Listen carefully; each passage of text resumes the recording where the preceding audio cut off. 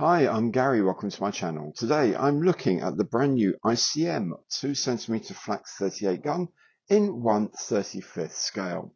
If you enjoy this review, please make sure you give it the imperial thumbs up on the like button, click on the bell for future content notification, and of course subscribe to the channel. It doesn't cost anything but shows your support. Let's start with a look at the box it comes in. So here it is, the box of the 2cm Flak 38 from ICM. It's in 1/35th scale, as it says down here in the corner, and the product code is 35717. On this long side here, there's a small panel that points out there are 69 parts in this kit, not all of which necessarily you're going to be using, depending on whether you're choosing the armoured or unarmoured version of it. There's nothing else here. Normally it gives you sort of sizes and things, but it doesn't. On the other long side are the 4 schemes that they suggest. These are mainly paint schemes. Some of the decals are slightly different, but mainly these are paint schemes and a reprise of the scale and product code. So that's the box. Let's see what we get inside for our money. As we are so familiar with ICM, I think these are probably the best boxes in the business, to be perfectly honest. This glossy thing is an outer lid, and then we have a pretty sturdy inside box, all wrap around with a top opening. So parts can go in here and they're fully protected, which is really nice. Inside we have a cellophane bag with 2 frames of parts. We have our instruction sheet here. Inside the instruction sheet we normally have, yes, here we are, a very small decal sheet here. And as usual we have an advert for the ICM paint. ICM's acrylic paint range. I like them a lot, and they're great. They're just about to get UK distribution, so you can buy them individually. But anyway, advert for their paint as always. Let's have a look at the parts of the kit in a bit more detail now. This is frame A, the turntable, front shield. This is part of the base chassis. I presume this is a rangefinder. The main barrel and the gun itself, the 20mm gun, and then various parts of the assembly. These look like magazines for the 20mm ammunition. Then frame B, the rest of the chassis and sides, bits and pieces of the general structure really. That's the defensive shields here, bits of machinery, the traversing and stuff like that, elevation. Not entirely sure what this is. Don't know if this looks a bit strange for a seat. Might be a footrest, I suppose, or something like that. Anyway, that's the rest of the parts of the kit. Have a nice close look at some of the plastic. Look at the cross hatching on that steel base plate there.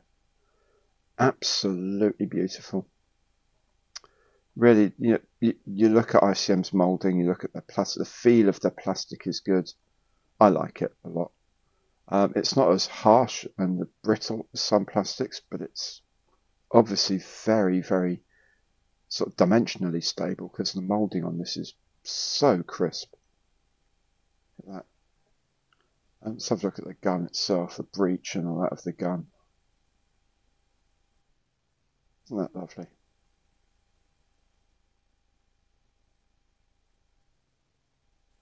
Now let's see, they'll probably see if we can find them. Any, there's a very slight moulding line down the middle of the gun, but that'll clean off really easily.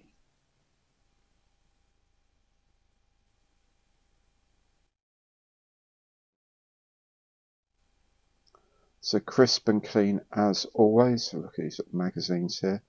Wait for focus to catch up again. Look at the pressings on those. So nice. Very, very happy.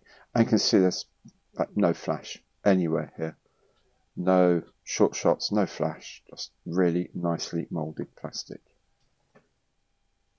Likewise over here, you can see moulding's absolutely pin sharp. No flash, no wastage.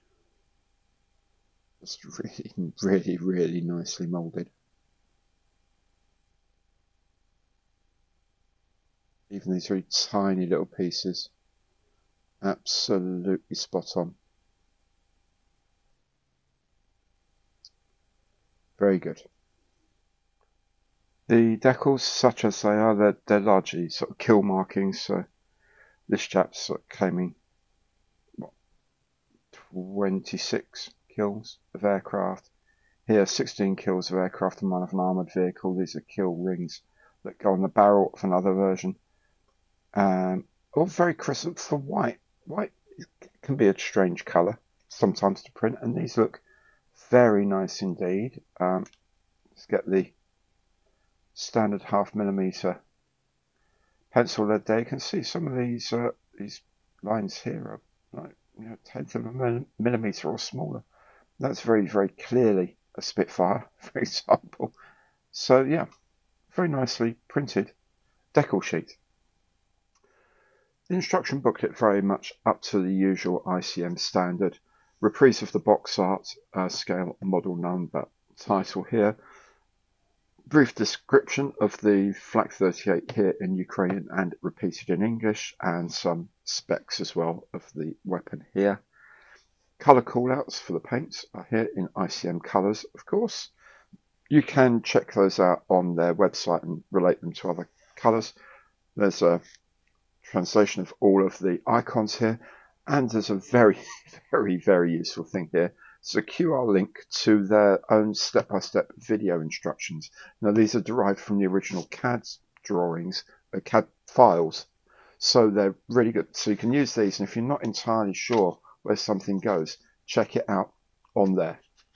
And I don't mind, you check out those as well as my build videos. It's fine. I don't mind in the slightest. So there's 3 maps here. Oh yeah, the bit that I said was rangefinder is indeed a rangefinder. That's probably for when you've got a crew with it as well.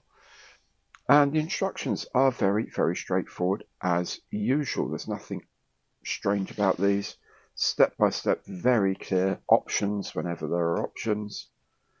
This would be for setting the guns at different elevations and so on. It looks a very, very straightforward build. There are some differences with the armoured version and the unarmoured version that you have to take account of, but other than that, only in a few pages you've got the thing built. And then we're on to the schemes. There's one for a gun used on the Eastern Front in 1942. That's the one with the tank kills as well as the aircraft kills. There is one here in Italy in 1943, the one that's claimed 26 Spitfires by the looks of things. There's one that was used in Western Ukraine in 1944. That's one with the kill marks on the barrel. And there's another one with the kill marks on the barrel. And this is one used in East Prussia in 1945. An interesting paint scheme. Not entirely sure how you'd achieve that one. Anyway, that's the instruction sheet. There it is, a lovely little kit that will be the centerpiece of a diorama, especially when the crew figures are released. If you've enjoyed this video, please make sure you hit the like button and the notification bell to see all my future releases, and of course make sure you've subscribed to the channel. Thanks very much for watching. Goodbye.